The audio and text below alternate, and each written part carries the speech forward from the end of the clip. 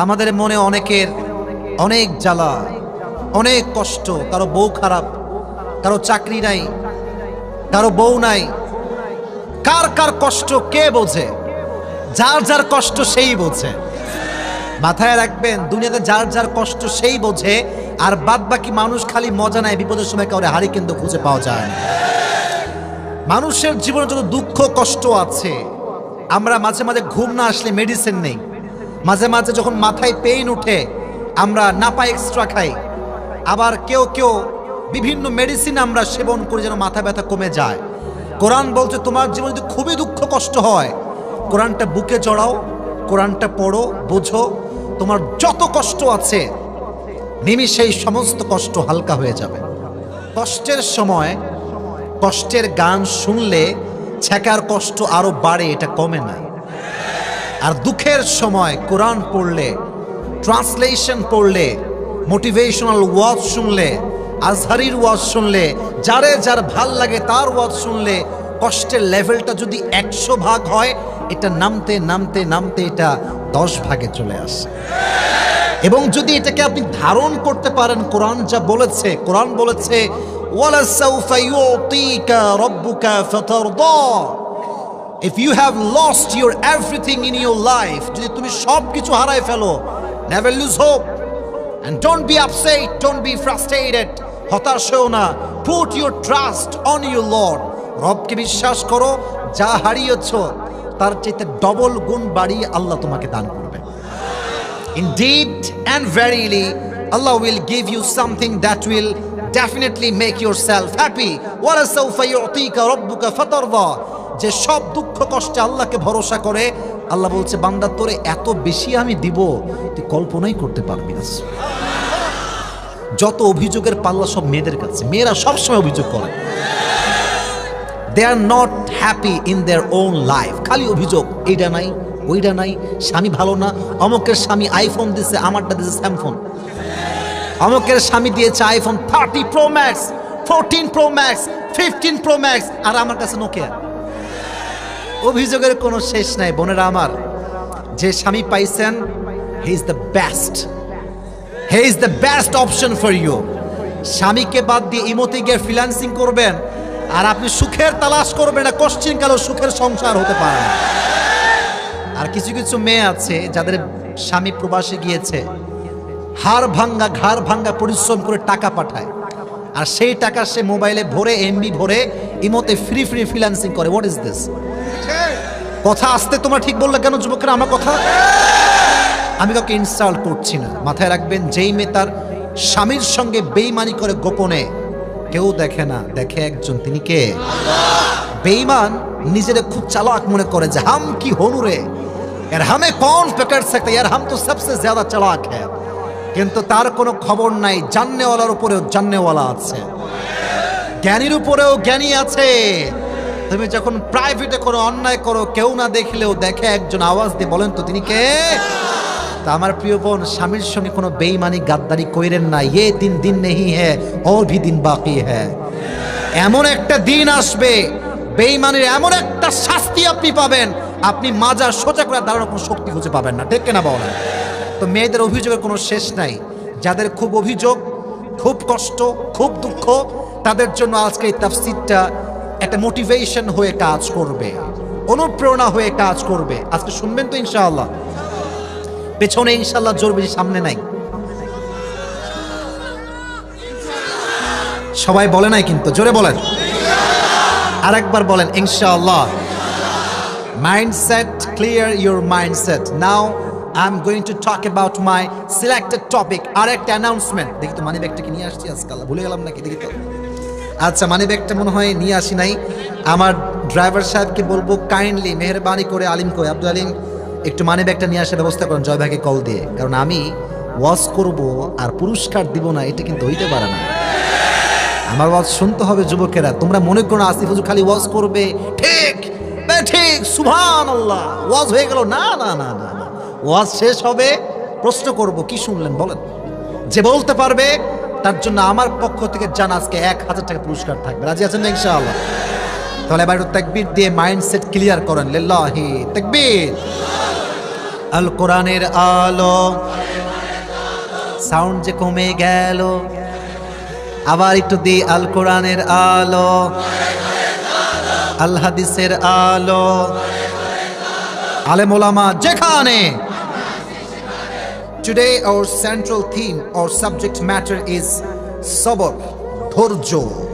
একটু ভাবেন তো, মেডিকেলের যেই রোগী ভর্তি থাকে এর ইংরেজিতে কি কয়? পেশেন্ট। আবার ধৈর্যশীল যে তারেও কয় পেশেন্ট। মানে কি জানেন? ধৈর্যশীল যে হতে পারবে না সে সবচাইতে বড় রোগী, আর যে ধৈর্যশীল হতে পারে তার মতো সুখী মানুষ আর সুস্থ মানুষ আল্লাহর জমিন আর দ্বিতীয়টা কেউ হইতে পারে না। সুবহানাল্লাহ পড়েন। সবর এমন একটা জিনিস, এমন একটা হাতিয়ার যা কখনো পরাজিত হয় না। সবরকে আল্লাহ তাআলা এমন এক শক্তি দিয়েছেন যা কখনো দুর্বল হয় না। এ সবরকে আল্লাহ তাআলা এমন এক তীর বানিয়েছেন যা কখনো লক্ষ্য ভ্রষ্ট হয় না। সবরকে আল্লাহ তাআলা এমন একটি দুর্গ বানিয়েছেন যা কখনো ধ্বংস হয় না। সবর এবং সাকসেস, ধৈর্য এবং সফলতা হচ্ছে দুইটা সহোদর ভাইয়ের মতো। যে ধৈর্যশীল হবে সে সফল হবে, এখানে কোনো সন্দেহ নাই। ঠিক কেনা বলো যুবক ভাইয়েরা? এবার আসেন, সবর কতটা দামি, কতটা গুরুত্বপূর্ণ কোরআন থেকে আমরা দলিল সহকারে আজকে জেনে যাব। তবে এখানে নলেজের পরীক্ষা দেওয়া লাগবে। কতটুকু আপনি জানেন, কতটুকু আপনি knowledgeable person about Islam. I would like to test you man. একটু পরীক্ষা করব। একজন নবী ছিলেন যিনি লম্বা সময়, প্রায় 18 বছর, কোথাও আসছে 12 বছর, রোগে আক্রান্ত ছিলেন, পুরো দেহে পচন ধরেছিল। নাম কি? আইয়ুব আলাইহিস সালাতু ওয়াস সালাম। তার কথা কোরআনে আছে না নাই? একটু বলেন না কেন? আমাকে সাপোর্ট দেন, অ্যাপ্রিশিয়েট করেন। আছে না নাই? আছে। দেখেন, যুবকেরা, মুরব্বী, আব্বাজানরা, মায়েরা, বোনেরা, দোয়ার মাঝেও কিন্তু একটা আর্ট আছে। বলছিলাম অনেক লোক দেখবেন সালাম ফিরায় দেয়, দোয়া করে। আছে না? আছে না? আছে না? এই যে এমনি একটু দড়ি পাকাইছে, দোয়া করতেছে, এটা আল্লাহই ভালো জানে।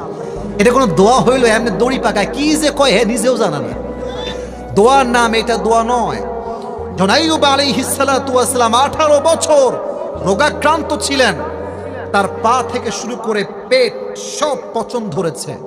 যখন জবান পর্যন্ত সেই পচন ক্রিয়াটা চলে এসেছে, আইয়ুব বলছে, আল্লাহ, এতদিন সব নষ্ট হয়েছে, কিচ্ছু বলি নাই, কোনো অভিযোগ করি নাই, কিচ্ছু বলি নাই, বাট যে জবান দিয়ে তোমার জিকির করি সেই জবান যদি নষ্ট হয়ে যায়, এটা আমি আইয়ুব কখনো মানতে পারবো না। সুবহানাল্লাহ পড়েন সবাই। এবার আইয়ুব আলাইহিস সালাতু ওয়াস সালাম ডাক দিয়ে বলছে, আল্লাহ, আন্নী মাসসানিয়ায যুররু ওয়া আনতা আরহামুর রাহিমিন। ও আল্লাহ, আমি ক্ষতিগ্রস্তের মাঝে শামিল হয়ে গিয়েছি, আর সবচাইতে দয়াময়, মায়াময় একজন। আওয়াজ দিয়ে বলেন তো তিনি কে? দোয়ার সিস্টেম দেখেন কি সুন্দর সিস্টেম। আল্লাহ, আমি বিপদে পড়ছি, আর তুমি না দয়াময়, তুমি না মায়াময়।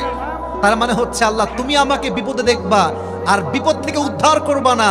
এটা তো কখনো হইতে পারে না। সুবহানাল্লাহ পড়েন সবাই। আল্লাহ বলছে, আইয়ুব, আর কোনো টেনশন নাই। ফাস্তাজাবনা লাহু। আল্লাহ সঙ্গে সঙ্গে আইয়ুবের দোয়াকে কবুল করলেন এবং তার কুদরতি আদেশে আইয়ুবের পুরো দেহটার যে পচন ক্রিয়া ছিল সে সঙ্গে সঙ্গে সুস্থ হয়ে গেল। সুবহানাল্লাহ পড়েন। তাহলে যখন অসুখ আসবে, অভিযোগ কইরেন না যে আল্লাহ তুমি আমারে কেন দিলা। কিছু লোক আছে কয় যে আল্লাহ কি কাউরে পায় না, খালি আমারই কি পায়? বলেন বলেন বলেন বলেন। দুনিয়া থেকে আমি আছি, সব কষ্ট আমার উপরে, কেন কেন কেন কেন বলা যাবে না। যা হয় আল্লাহর পক্ষ থেকে হয়, আর এটা আমি মুসলিম হিসেবে বিশ্বাস করি।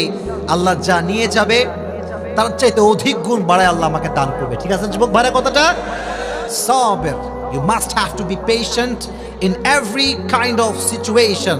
যত যা ঘটে যাক, জবানে একটা মুচকি হাসি রাখবেন, দেখবেন আপনার মতো সুখী আল্লাহর আকাশের নিচে আর কেউ হইতে পারবে না। সুবহানাল্লাহ পড়লেন না? আমাদের দেশের নাম কি? গর্বের সঙ্গে বলেন, দেশের নামটা কি? আচ্ছা, জানেন, আমি জানি, বাট মজলিসটাকে অ্যাক্টিভ রাখার জন্য আই এম আস্কিং ইউ। বলেন তো, এই পুরো দেশের রাজধানীর নামটা কি? আপনারা বললেন না যে ঢাকা আমাদের দেশের রাজধানী। আমি বোঝাচ্ছি সবরটা কতটা জরুরি। আপনারা ঢাকার রাজধানীর গুলশানের নাম শুনেছেন? বলেন, শুনছেন না নাম? আচ্ছা, বনানীর নাম শুনেছেন সবাই? আরও আছে ধানমন্ডি, নাম শুনছেন সবাই? আমরা ওখানে প্রায়ই যাই, কাজের সূত্রে যাওয়া হয়, গুলশানে প্রায় যাওয়া হয়। এখন কেন বলছি জানেন? It's not like a show off man, বোঝানোর কিছু বিষয় আছে। আপনি কুড়িগ্রামের সামান্য ছোট্ট একটা গ্রামে 20 ঘরে থাকেন, নামই তো কুড়িগ্রাম। আমরা ছোট্ট ঘরে বসবাস করি, হয়তো বা কারো বড় ঘর, কারো ছোট ঘর। যদি আপনি গুলশানে যান, আপনাদের এই রংপুরের যে বিশ্ব রোডটা আছে, এদিকে যে বিশ্ব রোডটা দেখবেন, গিয়ে 2 ঘন্টা দাঁড়াবেন, দেখবেন কোনো রেঞ্জ রোভার নাই, BMW নাই, মার্সিডিজ নাই। এক্সেপশনাল মাঝে মাঝে একটা BMW গেলে যেতেও পারে, it could be happen, but I am not sure.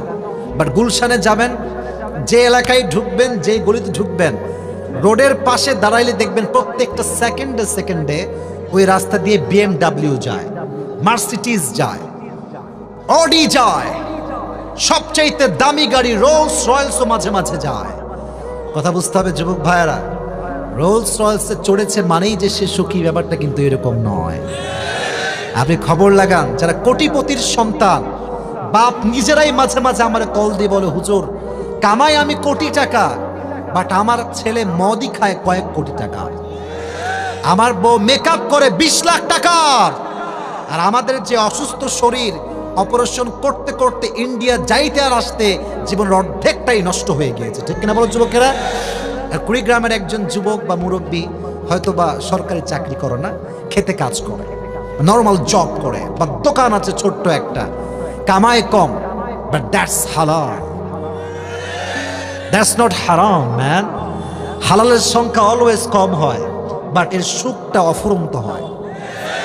হারামের সংখ্যা অলওয়েজ আধিক্যতায় সবচেয়ে বেশি হয়, বাট এর সুখটা মাত্র সাময়িকের জন্য হয়। অতএব don't complain, whatever you have, think about that. Don't think about whatever you don't have, you have to think about whatever you have. যা আছে তা নিয়ে ভাববেন যে আল্লাহ আমাকে চোখ দিয়েছে, হাত দিয়েছে, দেখবেন যে মনটা আপনার খুশিতে ভরপুর হয়ে যাবে। আর ভাববেন যে টাকা নাই রে ভাই, R15 নাই, আইফোন নাই, বাড়িতে টাইলস নাই, আপনার পুরো জীবনটা অসুখ দ্বারা ভরপুর হয়ে যাবে। ঠিক কেনা বলেন যুবকেরা? তাহলে ধৈর্যশীল হওয়ার দরকার। আইয়ুব আলাইহিস সালাতু ওয়াস সালামের জীবন থেকে আমরা শিক্ষা পেলাম।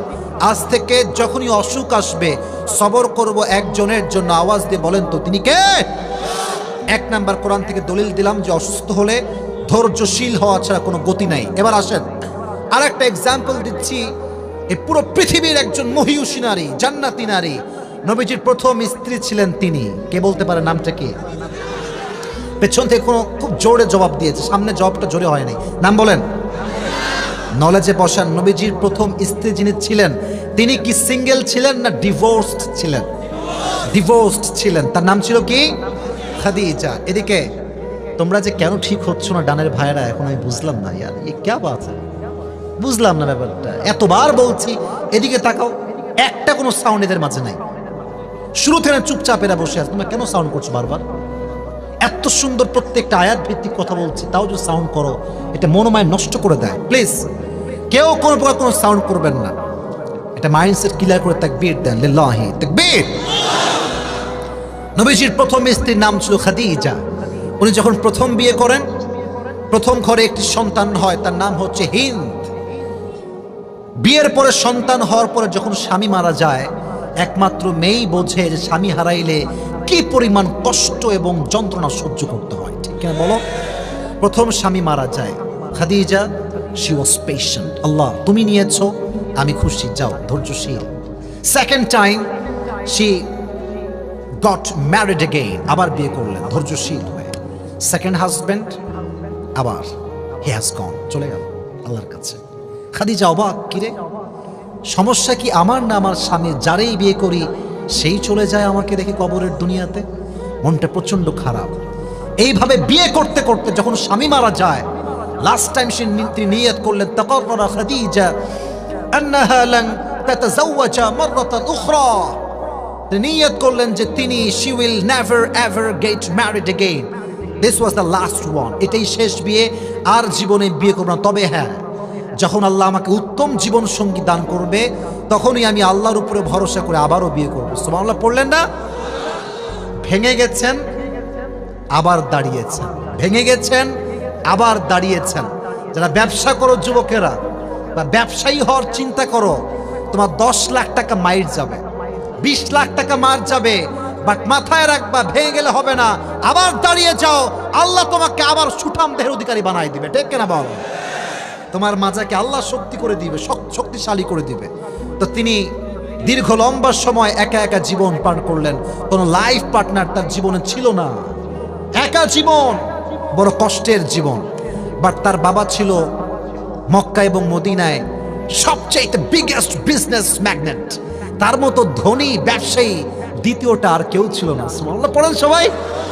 কিন্তু বাবাও স্বামীর পরে মারা গেল, বাবাও নাই, স্বামীও নাই, কেউ নাই, খাদিজা একা, একা একজন মেয়ে। মায়েরা please concentrate, pay your attention, একটু মনোযোগ দেন।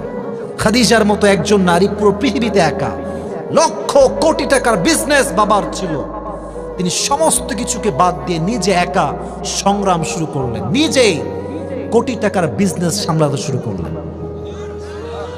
সুবহানাল্লাহ। তো আসতে কেন আপনাদের সবার? লাখ টাকার বিজনেস না কোটি টাকার বিজনেস? কোটি টাকার বিজনেস, কিন্তু কোনো অহংকার ছিল না। আর আজকালকার মেয়েরা ফুড ভ্লগিং করে, কয়েক টাকা কামায়, আর লাইভে এসে তার স্বামীকে গালি দেয়। বুঝলে বুঝপাতা, না বুঝলে বুঝে শুনে কথা বলবেন। যেই মেয়ে সামান্য কয়েক টাকা কামাই করে স্বামীকে তার ব্যক্তিত্বে আঘাত দিয়ে কথা বলে, সে খাদিজার চরিত্রবান এখনো হতে পারে নাই। আর যেই মেয়েগুলো অনলাইনে বিজনেস করেন, to be honest with you যুবক ভাইয়েরা বলছি, যেই মেয়ে নিজের দেহকে প্রদর্শন করে ফেসবুক থেকে টাকা কামাই করে, তার টাকাটা কখনো হালাল টাকা হইতে পারে না। যেখানে তোমার দেহ প্রদর্শনটাই হচ্ছে তোমার earn money source, so how come it হালাল? ম্যান, এটা কেমনে হালাল হইতে পারে? আমার দেহ দেখে আমি ইনকাম করব, আমার সম্মান বিক্রি করে আমি টাকা উপার্জন করব, এটা কখনো প্রকৃতপক্ষের ব্যক্তিত্ববোধ নারীর কোনো কাজ হতে পারে না। ঠিক কিনা বলেন?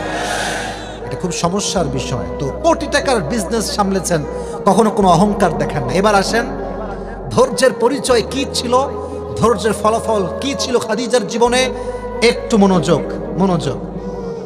একদিন তিনি ঘুমিয়ে আছেন রাতের আধারে, তাহাজ্জুদের নামাজের সময়, স্বপ্নে দেখছেন পুরো রাত আকাশটা অন্ধকার, চতুর্পাশ আমাবস্যার রাত, কোথাও কোনো আলো নেই, অন্ধকার। স্বপ্নে দেখছেন খাদিজা চাঁদের দিকে তাকিয়েছেন, চাঁদ। যখনই চাঁদের দিকে তাকিয়েছেন, চাঁদটা খাদিজার বুকের দিকে আকাশ থেকে নামতে শুরু করেছে। আর চাঁদ যখন আকাশ থেকে নেমে এসেছে, চাঁদের আলোতে পুরো ভুবনটাই আলোকিত হয়ে গিয়েছে। খাদিজা রাদিয়াল্লাহু তাআলা আনহা স্বপ্ন দেখে ঠাস করে লাফ দিয়ে উঠছেন, কি দেখলাম স্বপ্ন এইটা, এটার ব্যাখ্যা কি হতে পারে? সঙ্গে সঙ্গে স্বপ্ন লিখে তার চাচার কাছে গেলেন। তার চাচার কাছে গিয়ে বললেন, হে চাচা, তিনি একজন ধর্মীয় গবেষক ছিলেন এবং স্বপ্নের ব্যাখ্যাও তিনি দিতে পারতেন। ওয়ারাকা বিন নাফেল তার নাম ছিল। চাচা যান, আমি স্বপ্নে দেখেছি যে পূর্ণিমার রাত্রির মতো রাত, চাঁদ যখন নেমে এসেছে, পুরো অন্ধকার জগৎটা চাঁদের আলোতে আলোকিত হয়ে গেছে। সুবহানাল্লাহ, আগেই পড়েছে সবাই। চাচা, মা তাবিরু হাদাল হুল, what is the explanation of this dream? চাচা, এই স্বপ্নের ব্যাখ্যা কি, আমাকে এখনই বলেন। এবার চাচা যান খুললেন তাওরাত, খুললেন ইনজিল, ব্যাখ্যা কি হতে পারে? ব্যাখ্যা পড়ে উনি বললেন, Khadija, good news, this is good news for you. কি গুড নিউজ চাচা যান? বলছে যে শেষ নবী যিনি হবে, তিনি তোমার স্বামী হিসেবে কবুল হয়ে গিয়েছে। ওয়েট অ্যান্ড সি, থামো, অপেক্ষা করো। এটা শুনেছে যখন যে শেষ নবী আমার জামাই হবে, একটা মেয়ে যদি জানতে পারে যে আমার জামাই এইরকম হবে, ওই মেয়ের মাঝে বিয়ের একটা নেশা উঠে যাবে। আস্তে ঠিক বললেন কেন আপনার? জোরে বলেন, কথা ঠিক আছে না? প্রত্যেকটা মেয়ে একটা চরিত্রবান যুবককে এক্সপেক্ট করে যে আমার স্বামী যে হবে, সে অনেস্ট হবে, চরিত্রবান হবে, টাকা পয়সা কম হলেও চলবে। স্বামী যদি কেয়ারিং হয়, লাভিং হয়, একটা মেয়ে তার পুরো জীবনটা তার স্বামীর জন্য উৎসর্গ করে দেয়। ঠিক কেন বলো যুবক ভাইয়েরা? তো ভালো মেয়ে এটাকে ডিজার্ভ করে, এক্সপেক্ট করে। তো এটা শোনার পর থেকে খালিদার কোনো ঘুম নাই। কবে আসবে সেই স্বপ্নের যুবক, কবে হবে আমার বিয়ে, আমি আবার বিয়ের পিঁড়িতে বসতে চাই। সুবহানাল্লাহ পড়েন সবাই। এবার দিনের পরে দিন যায়, নবীর সঙ্গে কোনো সাক্ষাৎ হয় না। কবে আসবে সেই স্বপ্নের যুবক, সেই স্বপ্নের পুরুষ? তিনি স্বপ্ন দেখতে শুরু করলেন। হঠাৎ করে একদিন বাসার ভেতর তিনি বসে আছেন। মুহাম্মদুর রাসূলুল্লাহ সাল্লাল্লাহু আলাইহি ওয়াসাল্লাম সেই যুগের সবচাইতে বিশ্বস্ত যুবক ছিলেন। আল আমিন আহমদ বড় বিশ্বস্ত, সে কোন বন্ধু বলো বড় বিশ্বস্ত? ঠিক কেনা বলেন যুবক ভাইয়ারা? কার কাছে মন খুলে দেয়া যায়, কার কাছে প্রাণ খুলে বলা যায়, হওয়া যায় বেশি আশ্বস্ত। ঠিক কেনা বলেন যুবকেরা? The prophet was the most trusted worthy personality ever in the world. তার মতো বিশ্বস্ত যুবক আল আমিন আল্লাহর জমিনের দ্বিতীয়টা আর কেউ হইতে পারে না। সুবহানাল্লাহ পড়েন সবাই। বিজনেসের পারপাসে ওনার সঙ্গে দেখা। এবার কথাগুলো শুনলে হবে না, আমার চেহারার দিকে দেখতে হবে। আমার চেহারা, ফেশিয়াল এক্সপ্রেশন একটু ফলো করেন। খাদিজা ঘরে বসে আছে। হঠাৎ করে মুহাম্মদুর রাসূলুল্লাহ সাল্লাল্লাহু আলাইহি ওয়াসাল্লাম তার বাসায় as a guest, as a business partner entry নিয়েছে। তার বাসায় মেহমান হয়ে আসছে। তো খাদিজা যখন জানালার ফাঁক দিয়ে নবীজির চেহারা দেখেছে, যে নূরের ঝলক নবীজির চেহারায় ছিল, খাদিজার মনে অর্ধেক বিশ্বাস উঠে গিয়েছে, মানে চলে আসছে যে এটাই মনে হয় আমার স্বামী। এত সুন্দর চেহারা নবীজির। But she was not 100% confirmed that he is the last messenger. উনি কনফার্ম ছিলেন না যে ইনিই শেষ নবী। তো তিনি তাওরাত খুললেন, ইনজিল খুললেন, তিনি পড়তে শুরু করলেন যে how will be the look of last messenger Muhammad সাল্লাল্লাহু আলাইহি ওয়াসাল্লাম। শেষ নবীর দেহ কেমন হবে, তার ফিগার কেমন হবে, তার বডি স্ট্রাকচার কেমন হবে, চেহারার রং কেমন হবে। ওখানে লেখা আছে নবীর গায়ের চেহারার রং হবে সাদা নয়, কালো নয়, শ্যামবর্ণ নয়। নবীর চেহারা হবে মালিহ, লাবণ্যময়, সুন্দর। সুবহানাল্লাহ, শুনি নাই তো? জোরে সোরে সুবহানাল্লাহ। উনি পড়লেন যে নবীজির হাইট মানে কি, লম্বায় কতটুকু হচ্ছে, উঁচুতে কতটুকু। তিনি পড়লেন নবীজির হাইট হবে কেমন, গুঠুও হবেন না, লম্বাও হবেন না, তিনি হবেন কানা রাবআতাম মিনাল কওম, medium of height, neither tall nor short। খুব বেশি গুটু হইলে মাইয়েরা বিয়ে করতে চায় না, আবার খুব বেশি লম্বা হইলে তাল গাছ মনে হয়। ঠিক কেনা বলেন যুবকেরা? নবীজি তাল গাছের মতো লম্বা নয়, আবার গুঠুর মতো বাঠু নয়। তিনি ছিলেন মিডিয়াম অফ সাইজ, সুদর্শন যুবক, এবং তিনি ছিলেন একদম মাঝারি গড়নের একজন মানুষ। সুবহানাল্লাহ পড়েন সবাই। এবার তিনি পড়লেন যে চুলের কাটিংটা কেমন হবে, চুল, how will be the haircut। উনি পড়লেন যে নবীজির চুলের মাঝখানে থাকবে। আচ্ছা, আপনারা সবাই কাজী নজরুল ইসলামের নাম শুনেছেন? মুরব্বী আব্বাজান, যুবক ভাইরা, ফেসবুকে ছবি দেখবেন যে ওনার ছবিতে দেখবেন মাঝখানে একটা কি আছে, সীতা বা স্মৃতি আছে। আছে না নাই যুবক ভাইরা, বলো আমাকে? আছে। তো লেখা আছে শেষ নবীর চুলের মাঝখানে স্মৃতি হবে, আর তার পেছনের চুলটা হবে বিশাল লম্বা লম্বা চুল, যেটাকে আমরা বলি বাবরি কাটিং। সুবহানাল্লাহ পড়লেন না সবাই? তো তাকায় দেখছে যে মাশাআল্লাহ, চুলের মাঝখানে স্মৃতি আছে, পেছনে বাবরি কাটিং, চেহারা লাবণ্যময় সুন্দর, হাইট হচ্ছে মিডিয়াম। নবীজি কপালটা কেমন হবে? প্রশস্ত কপাল। নাক কেমন হবে? আশাম্মুল আনফ, লম্বা নাক হবে।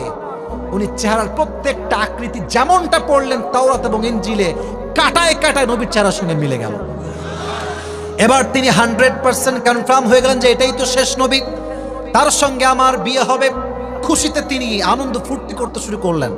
বাট একজন ছেলে একজন মেয়েকে পছন্দ করে যত সহজে বলতে পারে, একজন মেয়ে কিন্তু তত সহজে বলতে পারে না। মেয়েদের বাধা একটু বেশি হয়, যেহেতু মেয়েরা একটু লজ্জাশীল বেশি হয়। তো খাদিজা ভাবছে কি করা যায়, আমি যে তারে বিয়ে করতে চাই, প্রস্তাবটা কেমনে পাঠাবো। আচ্ছা, আমার কথা বুঝতে কোনো সমস্যা হচ্ছে নাকি আপনাদের ভাইয়েরা? বলেন, সমস্যা হচ্ছে আপনাদের? প্রস্তাব কেমনে পাঠাবো আমি? তো ওনার একজন দাসী ছিল, তার নাম ছিল নাফিসা। নাম বলতে হবে কুড়িগ্রামের ভাইরা, নাম ছিল কি? নাফিসা। একটু বয়স্কা মহিলা ছিলেন, একটু বয়স্ক। বলছে নাফিসা শোনেন, একটা আবদার রাখবেন? বলছে বলেন। বলছে এই যে যুবকটা আসছে না, সুঠাম দেহের অধিকারী, the most handsome personality that I have ever seen in my life. এত সুদর্শন যুবক তো আমি জীবনেও দেখি নাই। এটা আমার ভালো লাগছে, বিয়ে করতে চাই। তো আমি তো বলতে পারবো না, I need your help, please আপনি আমার পক্ষ থেকে প্রপোজালটা তার কাছে পৌঁছায় দেন। তো নবীজি বাসায় আসছে ফিরে ব্যবসার কাছ থেকে। তো নাফিসা আসছে তার ঘরে, নক করেছে গেট, আইনা মুহাম্মদ। তখন তিনি নবুয়ত এখনো পান নাই। নবীজি বের হয়ে আসছে, সালাম দিয়েছে। কি হয়েছে বোন, আপনি আসছেন কেন? বলছে আপনি কেমন আছেন? বলছে আলহামদুলিল্লাহ ভালো আছি। বলছে আপনি মাইন্ড করবেন না তো একটা কথা বলতে পারি, একটু প্রশ্ন করা যাবে? তো নবীজি তো ভালো মনের মানুষ, ভালো মনের মানুষ কখনো মানুষকে খালি হাতে ফিরিয়ে দেয় না। নবীজি বলছে অবশ্যই, ওয়াই নট, প্লিজ বলেন কি বলবেন। আচ্ছা আপনি বিয়ে করেন না কেন? দেখতে মাশাআল্লাহ সুন্দর আছেন, সুঠাম দেহের মানুষ, বিয়ে করেন না কেন? বলছে কি বিয়ে করব, টাকা পয়সা নাই। সত্য কথা, এটা হাদিস থেকে বলতেছে। নবীজি বলছে আমার কাছে সেই সামর্থ্য নাই যে আমি কাউকে বিয়ে করে ঘরে নিয়ে এসে তাকে ভরণ পোষণ দিব। তো নাফিসা ঝোপ বুঝে কোপ মারছে, জায়গা মতো কাজ। বলছে তাই, টাকা পয়সা নাই? নো টেনশন ম্যান, তোমার কাছে একটা আবদার করছি, যদি তোমার কাছে এটা মাইন্ডের বিষয় নয় আমাকে একটু সুযোগ দাও। বলছে বলেন।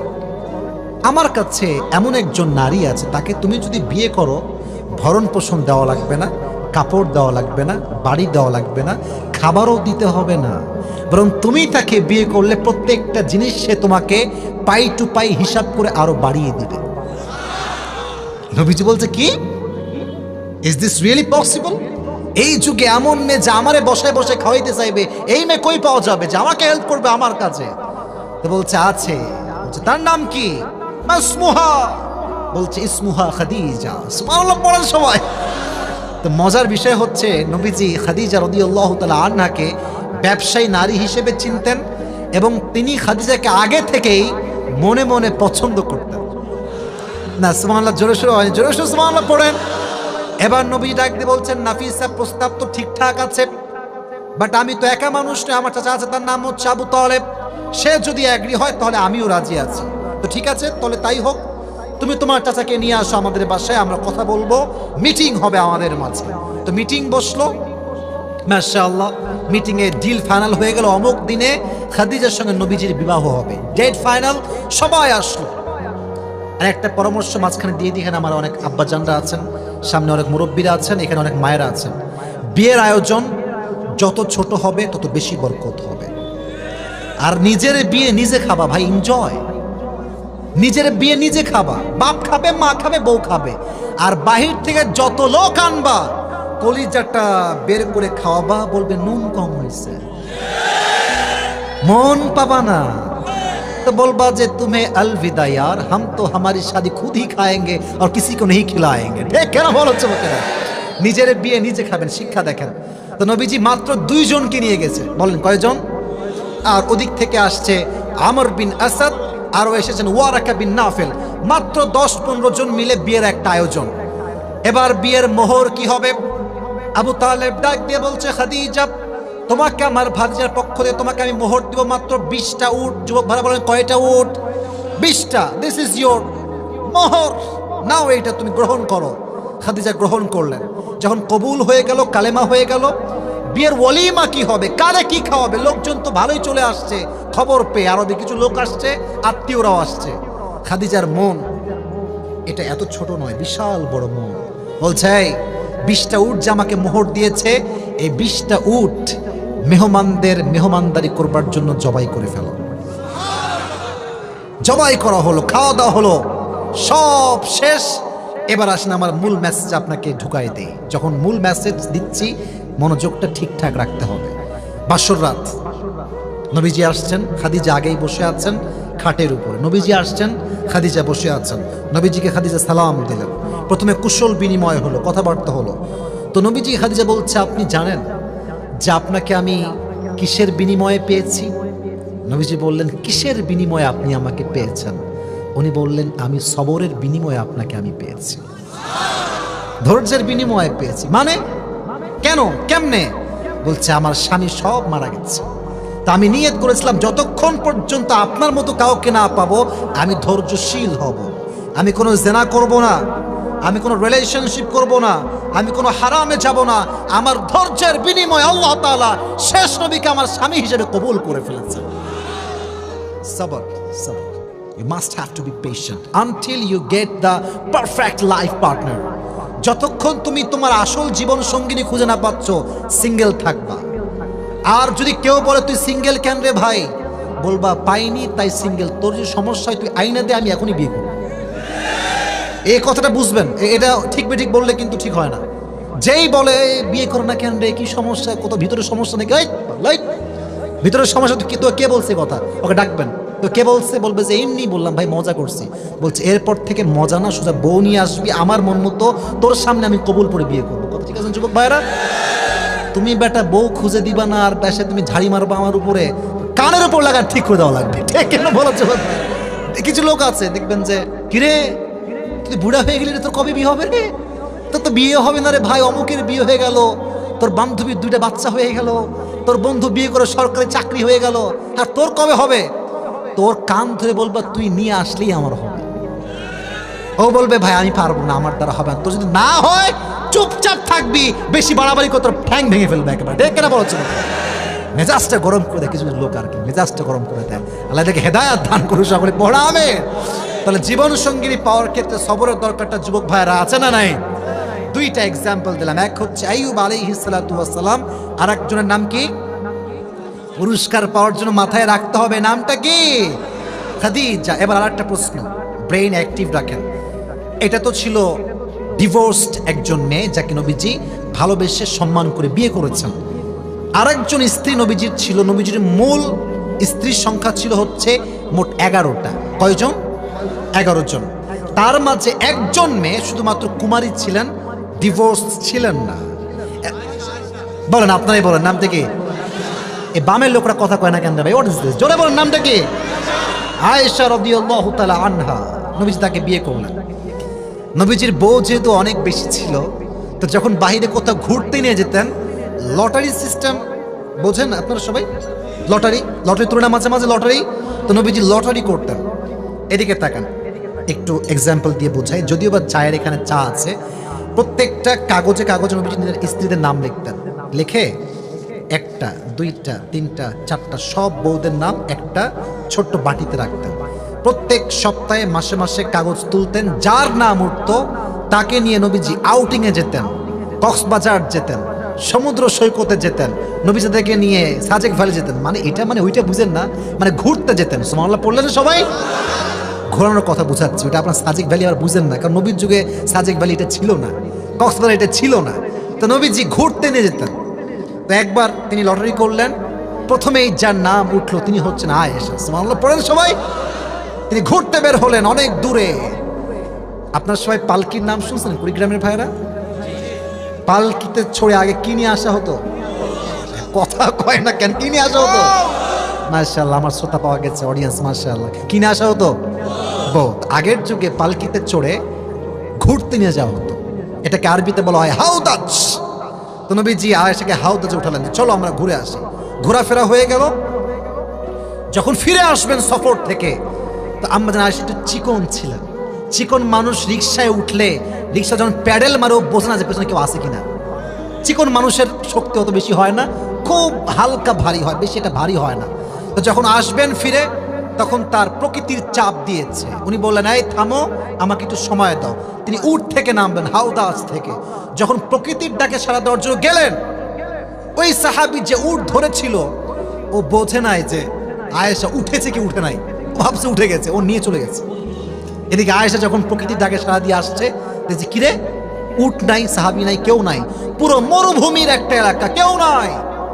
উনি ভাবলেন যে আমি এখানে অপেক্ষা করি, আমার স্বামী আমার জন্য একজন লোক পাঠিয়ে দিবে। সুবহানাল্লাহ পড়লেন না সবাই?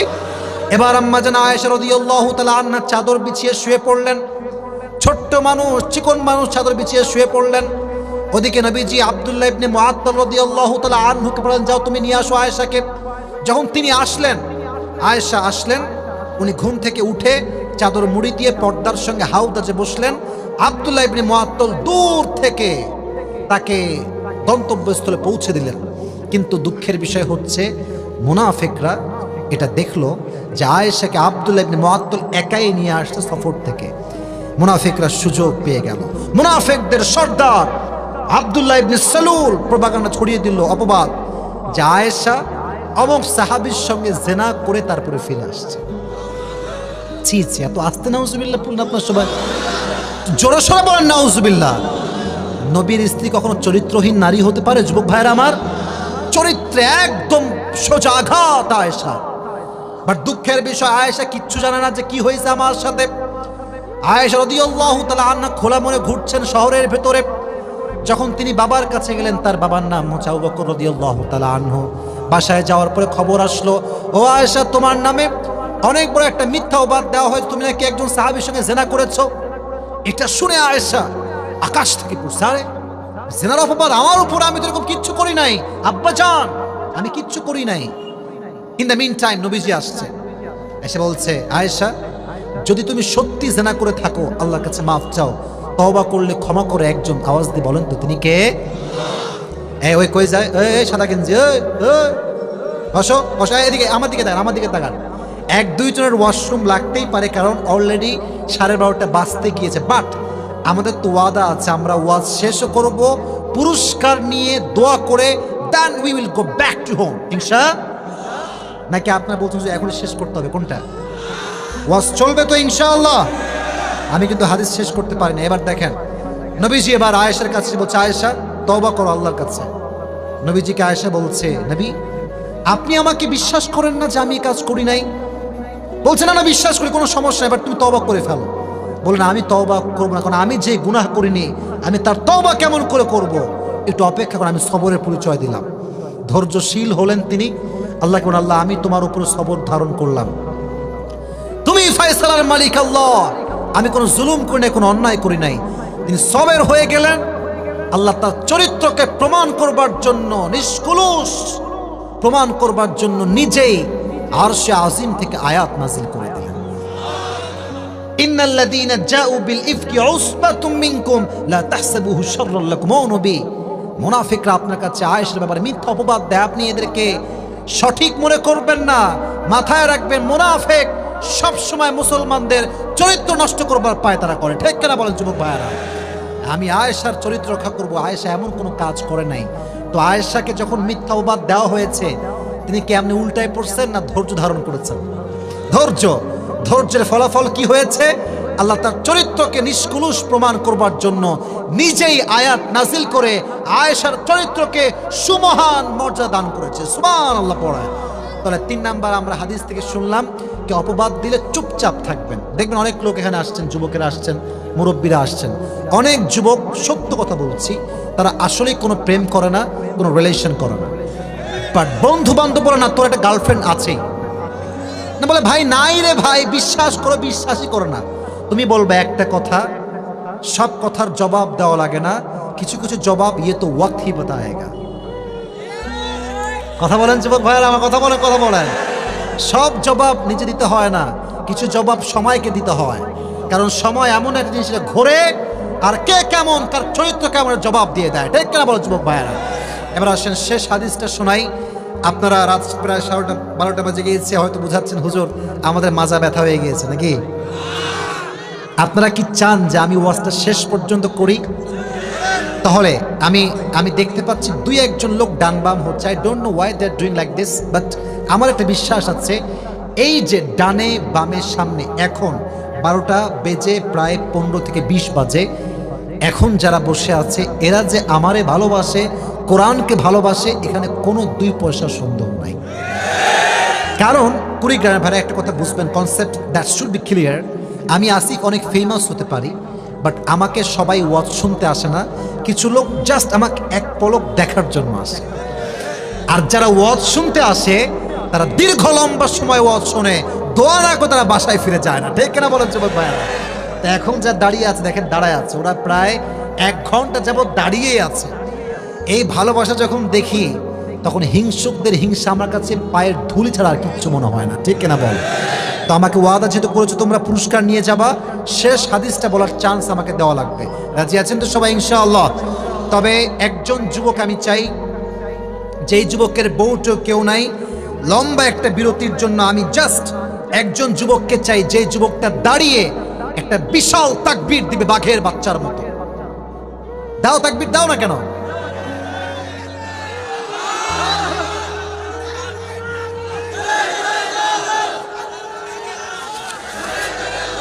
আর থামেন, বসেন বসেন, সবাই বসেন।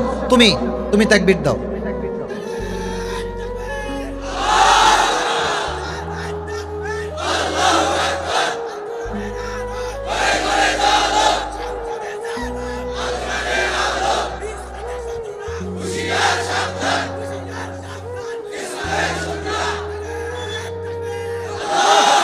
বাবা তোমার বউ কনফার্ম, বসে পড়ো। ও যে তাকবীর দিয়েছে গলা মোলা ভেঙে গেছে ভাই। ও বলছে এবারে সংগ্রাম, বিয়ে করার সংগ্রাম, ঠিক না? তাকবীরের একটা জোশ আছে মাশাআল্লাহ। সর্বশেষ হাদিস বলছি, আমি ওয়াদা করেছি আমি আমার ওয়াজ শেষ করব, আমি শেষ করেই ছাড়ছি। দেখেন মাঝে মাঝে আমরা যারা আছি এখানে, maximum people we belong the middle class family. আমরা বেশিরভাগ যারা এসেছি সবাই মধ্যবিত্ত পরিবারের সন্তান, ঠিক না? And we really proud to say that we are from middle class family. আমরা মধ্যবিত্ত পরিবারের সন্তান। পৃথিবীর কোনো আঘাত আমাদেরকে ভেঙে চুরে চূর্ণ বিচূর্ণ করার কোনো ক্ষমতা রাখে না। আমাদের মাজা অনেক শক্ত, আমরা দাঁড়াতে পারি। তো এবার বলেন তো, নবীজির একমাত্র কলিজার টুকরা মেয়ের নাম ছিল কি? এটা আমার শেষ হাদিস, নাম ছিল কি? ফাতেমা। আরেকটা প্রশ্ন করি বোঝাবার স্বার্থে, এটার মানে এটা নয় যে বাধাবো আপনাদেরকে প্রশ্ন করে, না না না, এটাই উদ্দেশ্য না। ফাতেমার স্বামীর নাম ছিল কি? আলী। তাদের গর্ভে দুটি সন্তান এসেছিল, এক দুইজন সন্তান।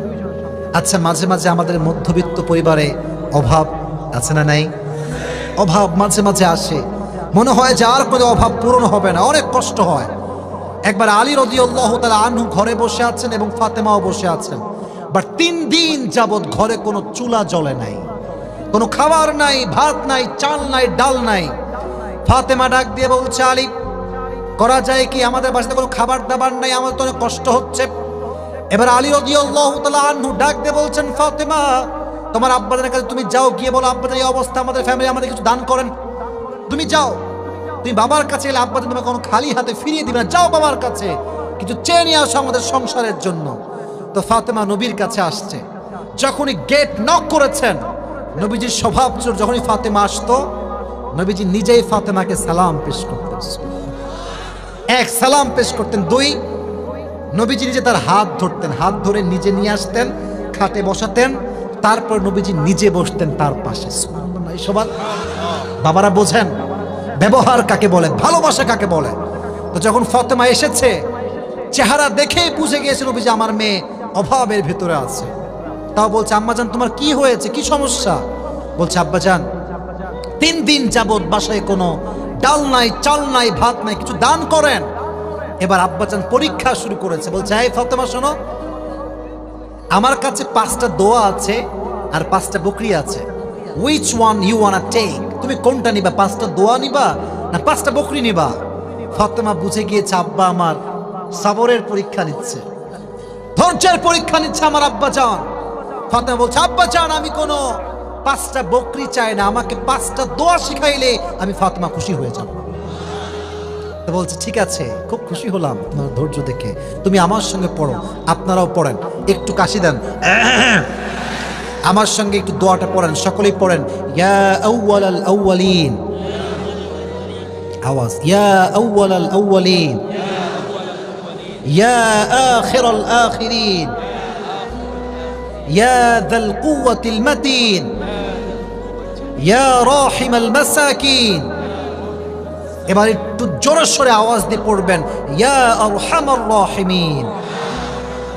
এই 5টা শব্দের দোয়া যে ব্যক্তি অভাবে অনটনে বেশি বেশি পাঠ করবে, আল্লাহ তার অভাব কুদরতি হাতেই নিমিষেই দূর করে দিবেন। ফাতেমা এবার খালি হাতে ফিরে আসছে আলীর কাছে, but Ali was completely hungry man, খুব ক্ষুধা, গেটের কাছে দাঁড়ায় আছে, ফাতেমা আসবে কখন। তো দেখছে দূর থেকে ফাতেমা আসছে, বাট হাতে কোনো ব্যাগ ট্যাগ কিছু নাই, চাল ডাল কিছু নাই, খালি হাতে আসছে। দেখে আলীর, মানুষের খিদা থাকলে মাথা ঠিক থাকে না, বল না যে পেট শান্তি, তো পেটের যার শান্তি নেই তার কোনো কিছু শান্তি নাই। তো খেপে গেছে, ফাতেমা তোমারে পাঠাইলাম চাল ডাল নিয়ে আসবা, হোয়াট ইজ দিস? তোমার হাতে তো কিছুই নাই, খালি হাতে কেন আসছো তুমি আমার কাছে?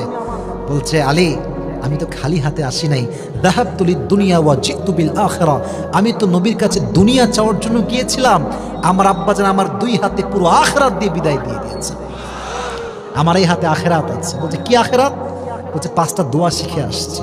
সুবহানাল্লাহ, সবাই পড়েন।